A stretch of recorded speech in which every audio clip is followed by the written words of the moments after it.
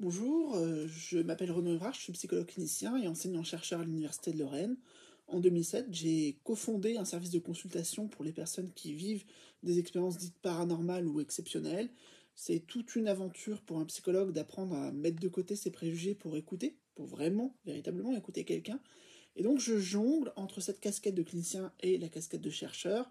Si je suis amené à accompagner une personne qui est en difficulté avec ses expériences exceptionnelles, ne faut-il pas mieux que je sache de quoi il en retourne? C'est ainsi que depuis quelques années, des rencontres m'ont amené à m'interroger sur ce que sont vraiment les expériences de mort imminente. Le savons-nous vraiment? J'ai cru savoir, puis je me suis replongé en fait dans les premières collections de cas qui datent du 19e siècle, et je me suis rendu compte que nous étions passés à côté de quelque chose qui semblait évident pour les témoins de l'époque. Cela a été redécouvert dans les années 70, avant Moody, par le psychiatre américain Russell Noyes, qui a interrogé plus de 200 personnes sur le moment où elles avaient frôlé accidentellement la mort. Il a notamment mis en évidence que pour la moitié d'entre elles, à ce moment précis où elles faisaient face à l'inéluctable, elles avaient eu un sursaut, une énergie du désespoir qui leur avait permis d'y réchapper, en mobilisant des ressources insoupçonnées.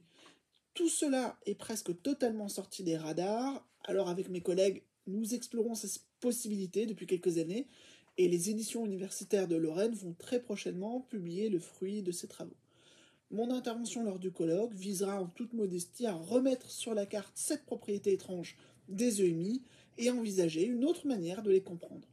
Et si ces vécus fascinants avaient davantage à nous apprendre sur notre façon de nous accrocher à la vie que sur ce qui pourrait se passer après.